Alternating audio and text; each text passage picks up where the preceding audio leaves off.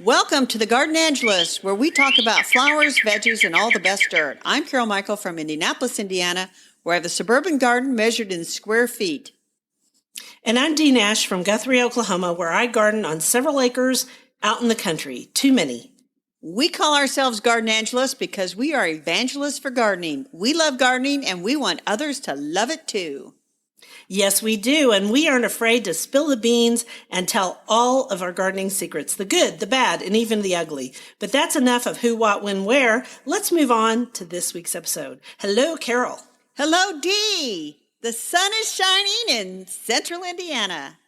Amen, sister. It's shining in Oklahoma, too, and the snow is almost gone, and this afternoon it is 71 beautiful degrees. This is on Monday, or Tuesday. We're recording on Tuesday.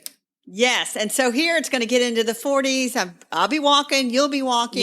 Yeah, amen. But gosh almighty, last week, there was so much snow on my driveway, and it was so cold, and then the plow came and put a 2-foot mountain at the end. Right? So I texted my sister to see if her kids had friends, and her coworker had this nephew that did it. So I texted him, and he came out the next day and got me all squared up. And guess what? It counts as gardening. Do you know why? Why? Because this guy, I didn't know who he was. He's got like a little landscape lawn business, and he does shrub removal. And I have some big shrubs that I want out of here. And I'm like, should I do that? And then I thought, I should pay somebody to do that. So that's right. You should pay somebody to do that. Amen. So I think these guys will be coming back maybe in a month or so. I'll have them rip out these big shrubs. Fun. Well, that's wonderful, and that'll make you feel good. And then you know what happens when you remove big shrubs? Places to plant stuff. Yay! High five. Yes. And the other thing I did, now this is an important announcement, Dee. Okay. I feel like that everybody needs a gardening motto, but people don't know, what should my gardening motto be? So I came up with a gardening motto generator and put it on my blog, and we will post a link to it so people can come up with their own gardening mottos. And you know what mine turns out to be? No, what is yours? It's garden thoughtfully. I actually read your post on your website, and it said, and so I looked mine up, and mine was weed carefully. And that's a good motto for me, because every spring I accidentally weed up plants that I actually like every spring. See, the motto generator knows all, sees all, and will help you out. It's like the magic 8-ball. How's your garden, Dee? Other than sunny and 70, I'm kind of jealous. Go ahead. 71 today. Right now it's not. Right now it's only 44, but it's going to be 71. My garden still got a little snow, but it'll all be gone by today. And it's a mess because of the ice storm in October. And also the snowstorm in December that was wet snow. This snow, even though we had a lot of it, wasn't so bad. But I thought today we would talk about managing my greenhouse in the wintertime really quickly. Because people ask me about that all the time. All right, so let's talk about your heat, first of all. Your heat is a big deal, and people don't realize how big a deal it is until you get one of those bad winter snaps. And people always think it's not going to be that bad, and it is bad. Oklahoma is in the center of the prairies, and you're going to get really cold weather. In fact, it went down to negative 17 when we had this last storm because we had so much snow, we had clear skies, no wind, right? So you need a 2-stage heat system. That's how I manage mine. I have electric and propane. Because what happened in Oklahoma and Texas during this last storm? The power outages, so people lost power. Right. And the same thing happened in October here for 2 weeks, although we weren't on the national news. I don't resent that or anything. I don't really want to be on the national news, but people were out for 2 weeks, just like they've been down in Texas, and it causes all kinds of problems. So we make sure before we're going to have a cold snap that we refill all of our propane bottles. And now someone's going to come and ask me what size they are. I don't know. I know I have 3 of them. And so we go refill them. We don't have someone come in and refill propane. I've actually thought about having a propane truck come by, but you need to do it before the cold snap because guess who doesn't drive in the snow? Propane trucks. Right. All right. So you need 2 stations of heat. You need a thermometer and especially get a thermometer that has Bluetooth. They aren't expensive. You can find them everywhere, probably on the big A. And it needs to have Bluetooth so that you can have a thermometer inside your house to tell you how warm it is in the greenhouse. We saw that we knew the propane was going out because the electric heater, before the cold snap, it started getting cooler in there. We keep it about 65. All right, so there's that. Think about a running water source below ground. The first 2 years I had the greenhouse, I had 5-gallon buckets inside that were full of water, and I dipped inside of them and watered it all by hand. I now had a pipe run underneath, and I have a real hose-in sprayer, or a long one, by that favorite company we love. What's the name of that favorite company? Dram. Haws. I love Dram too, and Dram would work great too. Mine happens to be a long Haws, but you could use a long Dram, and that way you can spray your plants, which is important not only for water, but when you get spider mites in the winter, because you're going to, and you got to make those plants wet. I have spider mites. I've had mealybugs. Mealybugs are alcohol dipped on Q-tips. Spider mites, drench those babies. All right, so let's see. You want it underground so it'll stay warm inside the greenhouse during cold weather. Also consider putting in lights so that you can go out there and deal with stuff tonight. Expect bug problems. Expect them ahead. Figure out an organic or at least as not too hard way to figure it out, because you're breathing that greenhouse air too. Right. Have potting soil inside the greenhouse so it doesn't refreeze and you can repot things. You can also start seeds inside, but purchase heat mats for eggplant, tomatoes, and peppers. It is not as warm as your house, and the truth is, if you're going to start seeds inside, you need those anyway for those plants, especially the eggplants. Okay, I think that's all I can say about my greenhouse right away. That's a good start. And do you have a blog post about that? You should. I do have a blog post, but I probably need to write another one that's even more detailed. But I'll look for that and we'll link to it. Yeah, that'd be great. And so here's the thing we want to say for our listeners in Texas and Oklahoma and other areas hit by hard weather. We have decided we have a lot to say about recovering from bad weather. We're going to put it on a special episode to talk about gardening after terrible, awful weather. So that'll come out probably the day after this, probably like Thursday of this week. So don't think we're just ignoring all your troubles. We got some advice. No, and we've been through it. We got words of comfort. Yeah, really words of comfort, because truthfully right now, isn't that what everyone needs?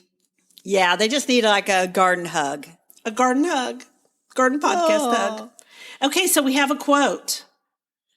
When you're walking alone, listen to the sermon preached to you by the flowers, the trees, the shrubs, the sky, the sun, and the whole world. St. Paul of the Cross. And I think that's interesting because it's saying go back to nature. Because Exactly. nature, although sometimes rough on us, it also helps us recover. And I definitely think during bad times, it's the best. Especially now that we're past the giant snowmageddon, or whatever they're calling it in Texas, Ice-mageddon. For our flower this week, we decided to talk about stretching hardiness zones, microclimates, and covering plants. And this ties into our book. It does, the book we're going to talk about in just a minute. But I did want to say, I hope people see, like the sun especially, I hope there's happiness coming from our voices, because we are both sitting in sunny locations. And you can see me on the thing. I got the sun streaming in this south window like nobody's business. You do. And I'm able to look outside and see my sunshine ligustrum, which looks pretty rough right now, but it's going to be okay. It'll bounce back. So we have both tried to stretch hardiness zones. And so you have one that didn't work. I have one that didn't work. Let's talk about that, because doesn't failure make people happy to know we failed? I think knowing that, that other people have failed makes people feel better. Yes. I do. And it doesn't stop me from trying to do that again. Right. I just think you have to have the right attitude about it. So my first one that I tried that didn't work in my part of Oklahoma was the Lady Banks rose. I wanted a Lady Banks rose. It's the one that blooms yellow. It's an amazing rose. There's also a white one too, but I was growing the yellow one. That's not hardy in zone 7A where I live out in the country. And let's talk about a little bit about how it's too cold here. And part of the reason it's too cold here is I don't live in the city. Exactly. We don't have a bunch of streets to reflect heat. I don't live in a brick house, which also reflects heat. And that kind of takes us into microclimates. So it's a climbing rose, and it was similar to a rose. Is it a rose that your dad had as a kid? Well, you said the Lady Banks, you found out that it drops all its petals at one time, and that kind of makes a big mess. Ugh. And I remember... And it made me, yeah. My dad had a climbing rose, and I think it was a Seven Sisters rose. Don't quote me on that. But it had pink blooms. It would bloom for a couple of days, and then all at once, all the petals are on the ground, which was great fun to play in. And I still love when you walk under like a crab apple and you see all those petals on the ground. I mean, that's one of the things I love about my crab apple is the petal fall. Right. So. Right. And I can understand that because it's magical, right? It is. Like, wouldn't you love to go to Japan during the cherry festival? Yes. And be there when all those cherry blossoms fall? That's one of my bucket list items. I want to go there during cherry festival, and I will one of these days. So once I found out that the Lady Banks rose dropped everything at once, I didn't feel so bad about the fact that I couldn't grow it. So it's okay to try. Yeah, let's talk about microclimates. And what you said is true about concrete and brick. I have a brick house, and so the front faces south, and there are some areas right by that brick that at one time, and it got covered up by a shrub, not one of the big shrubs I'm taking out.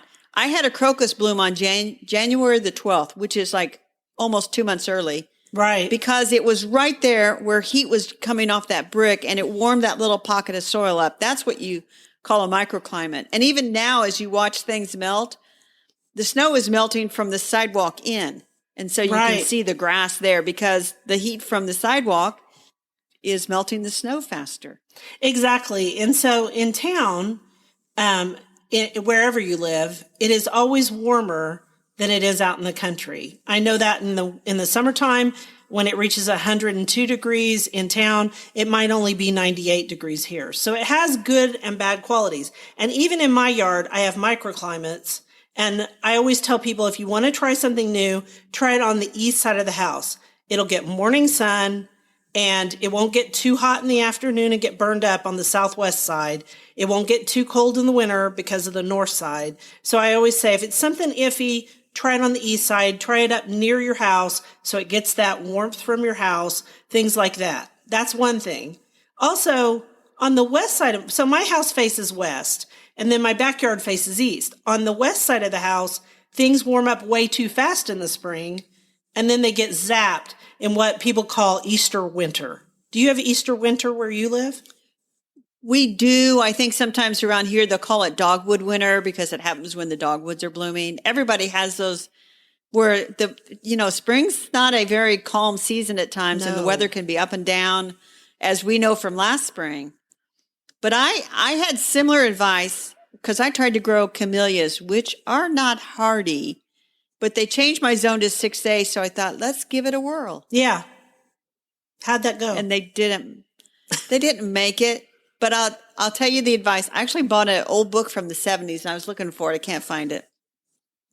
Maybe in disgust, I sold it off or something. You probably did. About how to grow camellias in warm climate or cold climates. Yeah. And first of all, you have to pick a variety that is really hardy. And some of the big camellia nurseries, they'll tell you which ones they think are the hardiest. And then their advice was to plant it on the north side so it really would stay cold until spring was good and ready to go, because it would leaf out too soon, and then we would have cold, and that would kill it off. Wait a minute, so something you said is important. Don't let it leaf out. Yeah. Go back to it would leaf out too soon. So camellias in the south are evergreen. So everybody They're who's not really evergreen here. No, I guess not. And that's a good example of how cold it is where you live in the wintertime. But I'm sorry to interrupt you. So the idea was they won't leaf out too soon. Yeah, or bud out, the new buds. And so even the camellias in the south, they bud out in the spring. Right. Late winter. Yeah. But they still all died. I tried 3. So I have a friend, and she was a garden coaching client. And her name's Jay, and she lives in Norman, where they can grow Norman, Oklahoma, which is an hour south of my house, and they can grow camellias. And she was really, really worried about hers and had covered them because hers are starting to bud out.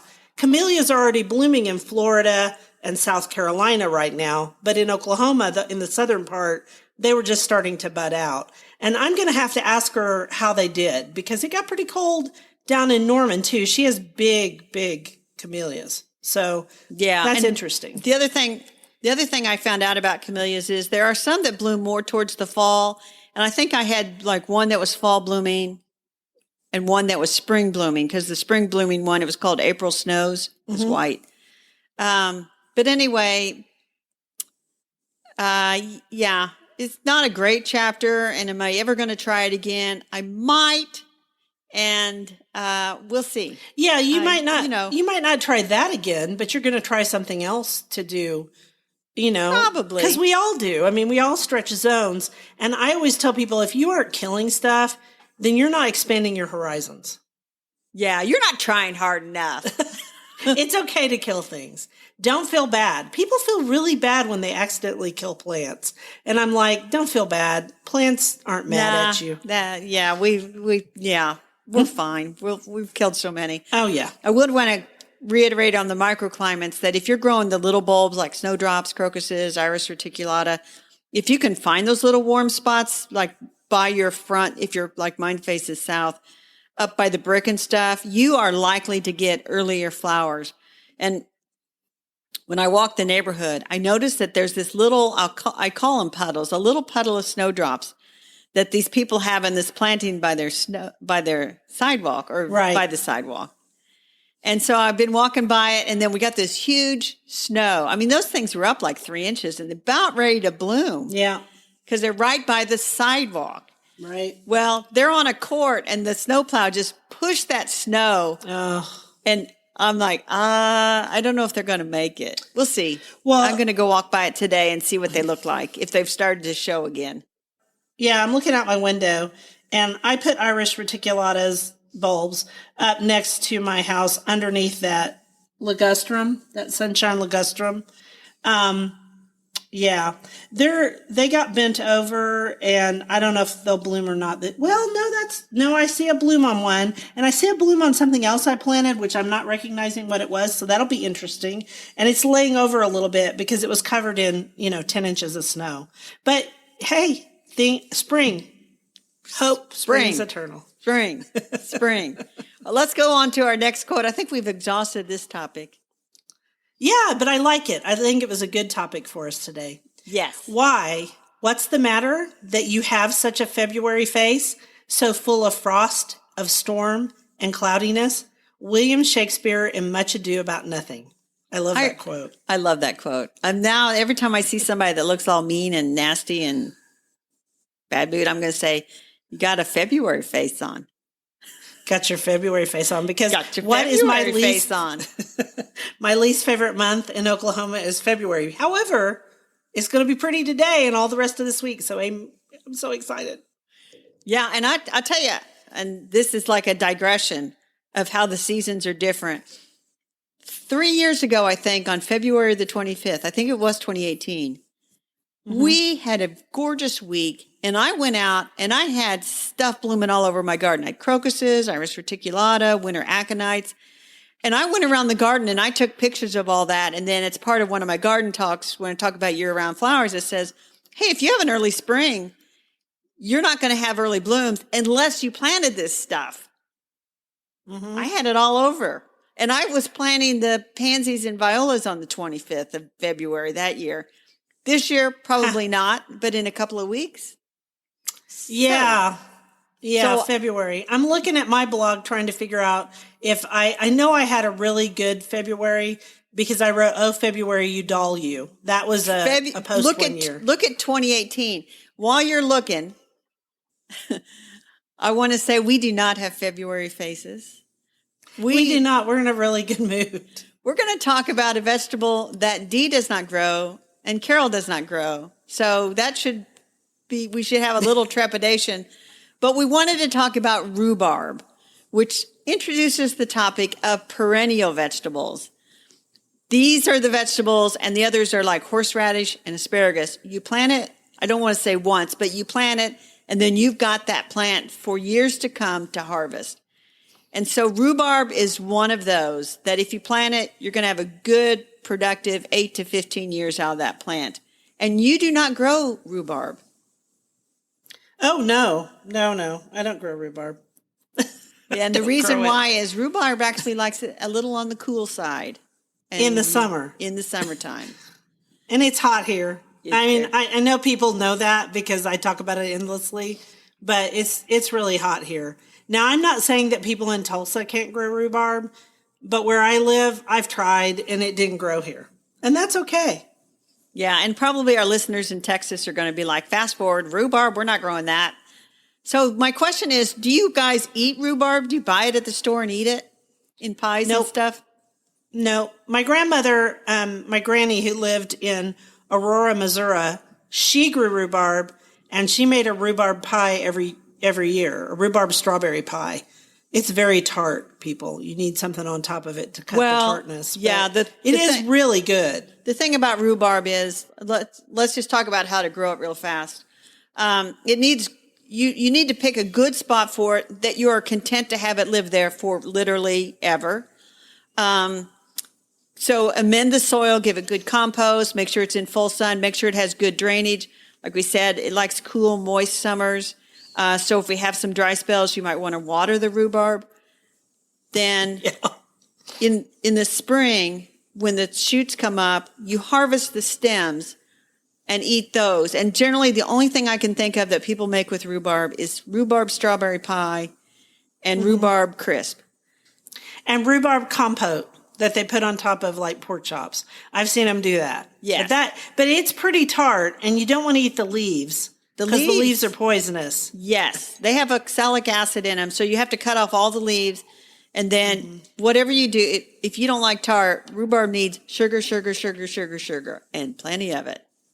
It's kind of like gooseberries. Yes. Gooseberries is another tart one that my grandmother also, she grew and made pies from. Yes. So I know it grows in southern Missouri.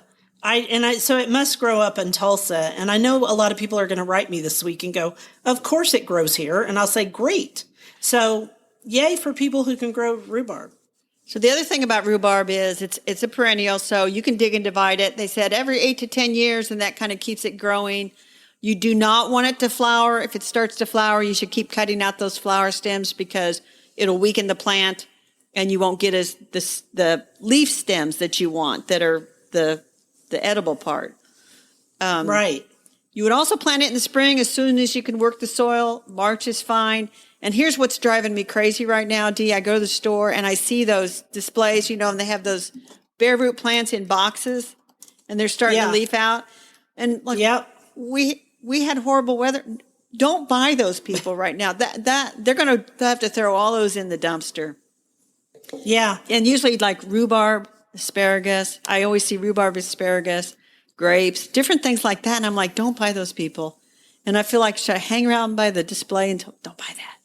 Don't buy that. I actually do that occasionally. Like if I see somebody going for a fuchsia basket because they look so great in the spring, or something that's, if you're gonna grow one of these things, go ahead and just order your plants or buy them from a local nursery. Yeah. So rhubarb, they know the right time to sell them. And I'll find a good source for rhubarb online, and I'll put that in our show notes. You're going to buy a bare root rhubarb, and you are going to plant it in like this March when you can work the soil and have a good spot for it. But it's a permanent spot, so to speak. Here you would grow it. You would start it in February. You would put it out in February. Yeah. Even though we just had that snowstorm, you want to start. You would do it probably by the end of February, but you could go ahead and plant it through March if you wanted to. If you want to try it, pretty much in our deal, I'm usually a month ahead of you in the spring, and at the end, I have a month longer than you do. So your season's a little shorter. It is. Not much. And she can grow just as much food as I can. So are we done with rhubarb, please? I am finished with rhubarb because I don't eat it. You don't eat it. I don't grow it. You don't grow it. But if somebody wants to grow it, there you go. Rhubarb. I think you can get frozen rhubarb from Trader Joe's. I think I've seen it. in the spring. Oh, I'm sure you can buy it. Yeah. So if you want to make a rhubarb strawberry pie, you go right ahead. Carol, you want to do our next quote? Our next quote is, I have enjoyed greatly the second blooming. Suddenly, if you find at the age of 50, say, that a whole new life has opened before you. Agatha Christie. Who we love. And we just love that. Because we are in our second blooming, which makes me happy. That's right. I might be in my third blooming. Who knows? It doesn't matter because we're perennials.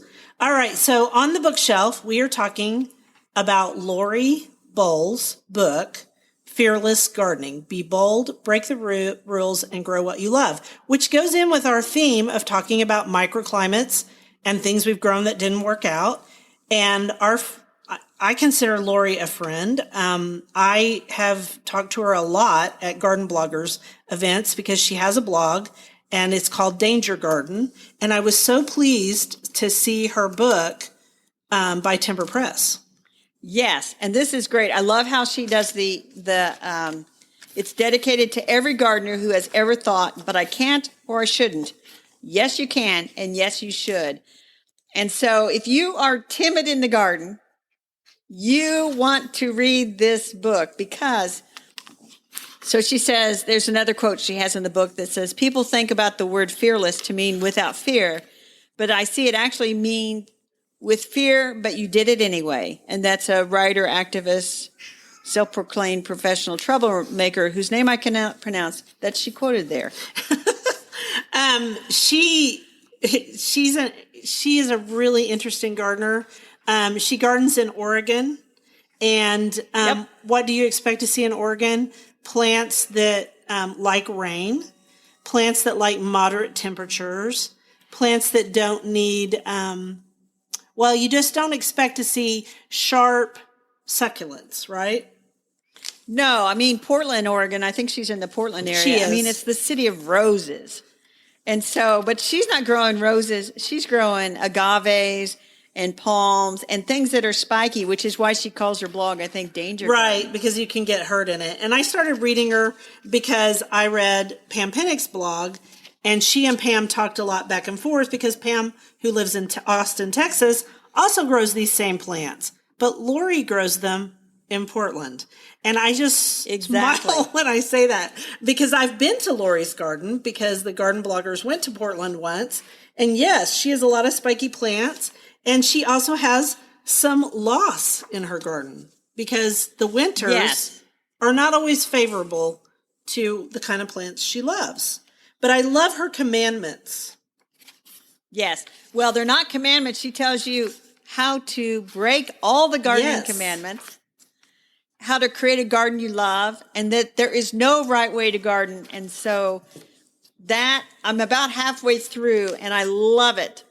And I think this is one that's going to stay here at my garden and house, and I'm not going to give it away. So I think I'm also going to say to people, the next time I get one of these questions, which I get a lot, can I plant X in Oklahoma?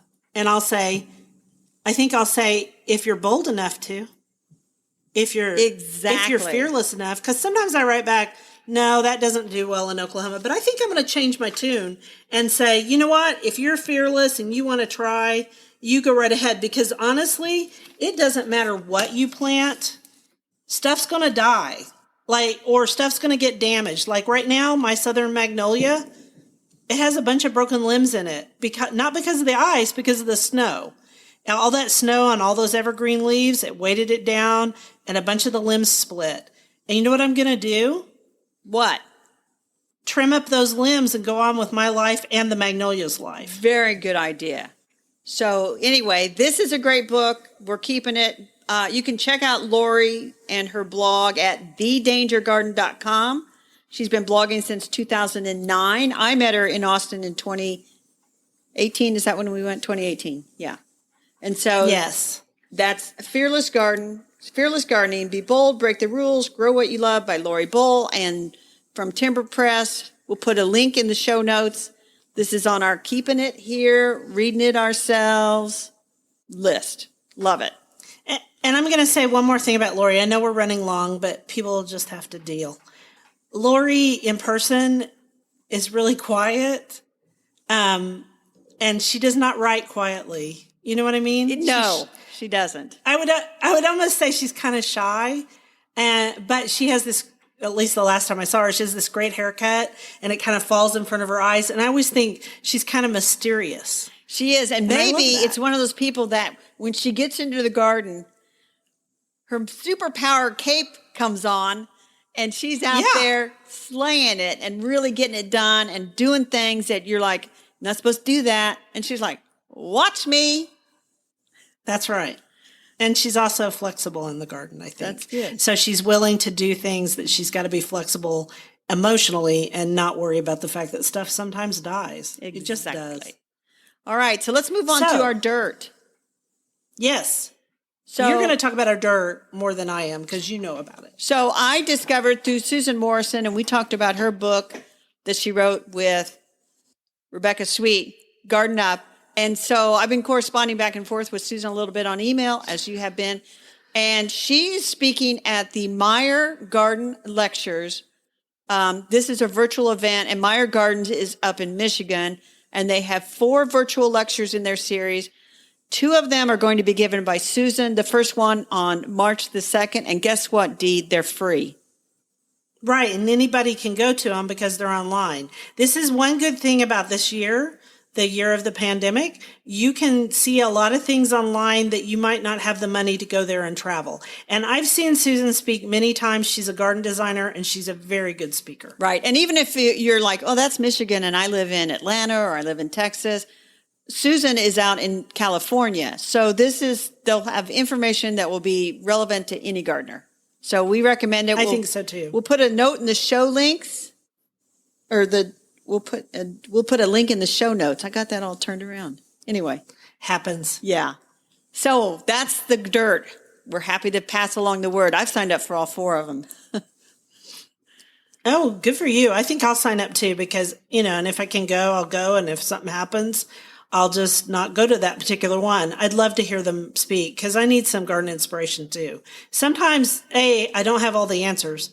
And B, I get tired like anyone else. Exactly. And by the way, keep reading Fearless Garden. I think you'll be ready to go out with your superhero cape on.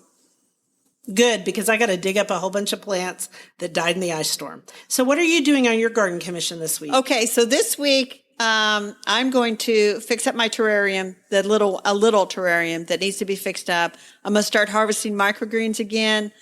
And, if this weather continues, I might be out kind of inspecting the garden and kind of getting myself psyched up for spring. I know before I realize it, the little garden center around the corner is going to text me and say, hey, Carol, them flowers is ready. So, yeah, I'm going to get out there this week and start cutting back my grasses and do some other stuff. The grasses have all fallen over anyway because of the snow, so it's time to cut them back. So I'll probably do that. And then I keep saying I'm going to start seeds indoors. We'll see if I actually do it this year. I have been really, really busy this last month and I'm behind, but we'll see what happens. I'm not too behind on the warm stuff, but I've also got to plant my cold stuff outside. So there's a lot going on right now, and I always feel kind of overwhelmed right at this moment in the garden season. I also have that spider mite problem in my greenhouse right now. So if I do start seeds, I will start them on my seed starting station down in the basement. Very good. Very good. And I think with the sunshine going on out there, you're going to get your mojo back pretty darn quick. I hope so. Anyway, that's it for this week's episode. We have run long, but we want to thank everyone for listening to the Garden Angelist. If you like our podcast, please tell your friends about us. Also hit the subscribe button so you don't miss a single episode. And if you listen to Apple Podcasts, we'd love a 5-star review that helps us get noticed by others.